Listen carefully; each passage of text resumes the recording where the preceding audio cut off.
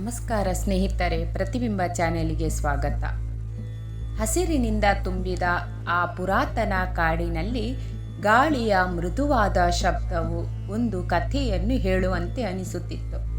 ಎತ್ತರವಾಗಿ ನಿಂತಿದ್ದ ಬನ್ನಿ ಮರದ ಮೇಲೆ ಜೀವದ ನಂಬಿಕೆಯಂತೆ ಒಂದು ಕಾಗೆಯ ಗೂಡು ಇತ್ತು. ಪ್ರೀತಿಯಿಂದ ಕಟ್ಟಿಕೊಂಡ ಆ ಗೂಡಿನಲ್ಲಿ ಭರವಸೆಯ ಮೊಟ್ಟೆಗಳು ಮಲಗಿದ್ದವು. ಆದರೆ ಆ ಶಾಂತಿಯ ಹಿಂದೆಯೇ ಮೌನವಾಗಿ ಬೆಳೆದಿತ್ತು ಒಂದು ಅಪಾಯ. ಬಲವಂತಕ್ಕಿಂತ ಬುದ್ಧಿಯೇ ದೊಡ್ಡದು ಎಂದು ಈ ಕಾಡು ಕಲಿಸಿದ ಕಥೆಯಿದು. ದುರ್ಬಲನಾದರೂ ಜಾಣನಾದವನ ಗೆಲುವಿನ ಕಥೆ ಇದು. ಬುದ್ಧಿಯ ಮುಂದೆ ಬಲ ಸೋತ ಪಂಚತಂತ್ರ ಕಥೆ. ಬುದ್ಧಿಯ ಮುಂದೆ ಬಲ ಸೋತ ಕಥೆ.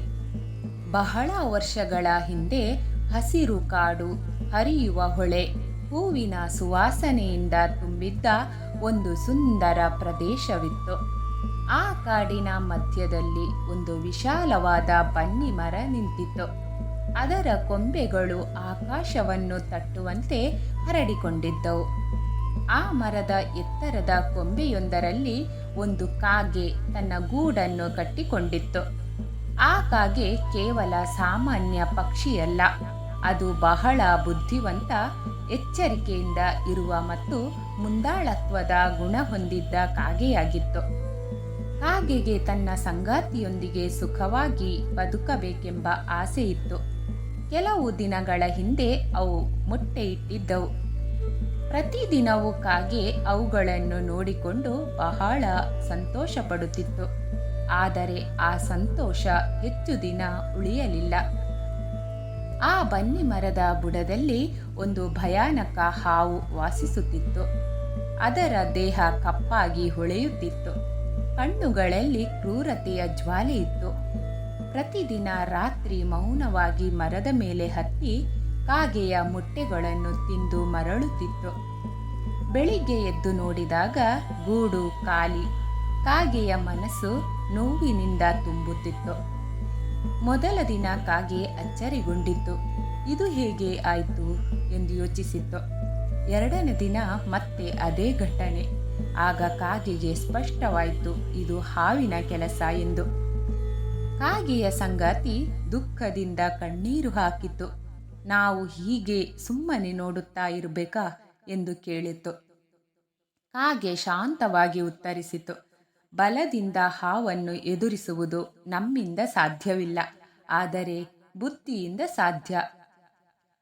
ಕಾಗೆ ಕಾಡಿನೊಳಗೆ ತನ್ನ ಸ್ನೇಹಿತರಾದ ನರಿ, ಆಮೆ ಮತ್ತು ಜಿಂಕೆಯ ಬಳಿಗೆ ಹೋಗಿ ಸಮಸ್ಯೆಯನ್ನು ಹೇಳಿಕೊಂಡಿತ್ತು.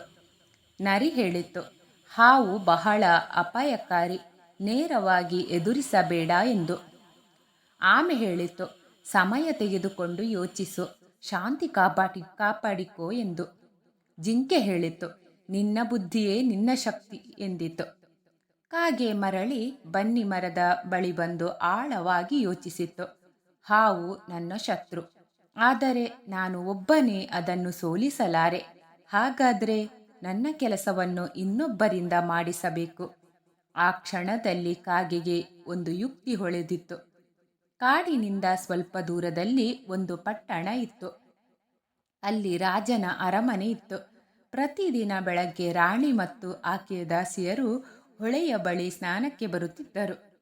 ಅವರು ಚಿನ್ನದ ಆಭರಣಗಳನ್ನು ಕೆರೆಯಲ್ಲಿ ಇಟ್ಟು ಸ್ನಾನ ಮಾಡುತ್ತಿದ್ದರು. ಒಂದು ದಿನ ಕಾಗೆ ಮರಳಿ ಹಾರಿತು. ರಾಜಮನೆ ತಲುಪಿತು. ಮರದ ಮೇಲಿಂದ ಪರಿಸ್ಥಿತಿಯನ್ನು ಗಮನಿಸುತ್ತಿತ್ತು.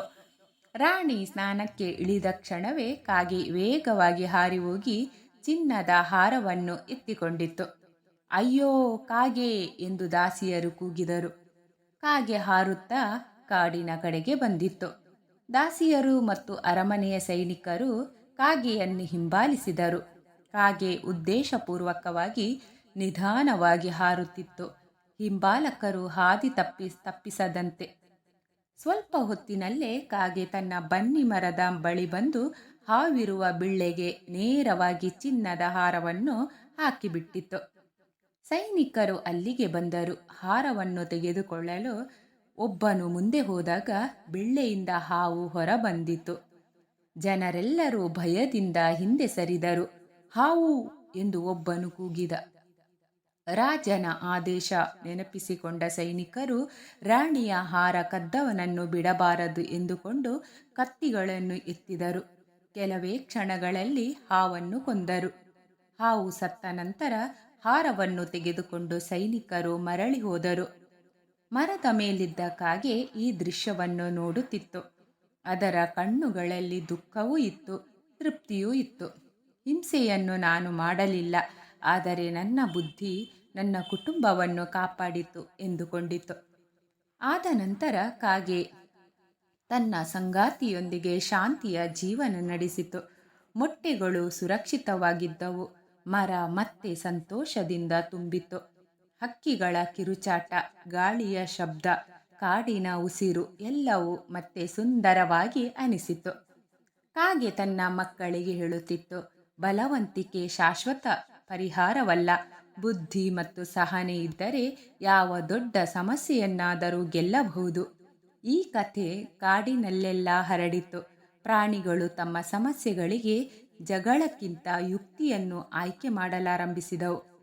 ಬುದ್ಧಿ ಇದ್ದರೆ ದುರ್ಬಲರು ಬಲಿಷ್ಠರನ್ನು ಸೋಲಿಸಬಹುದು.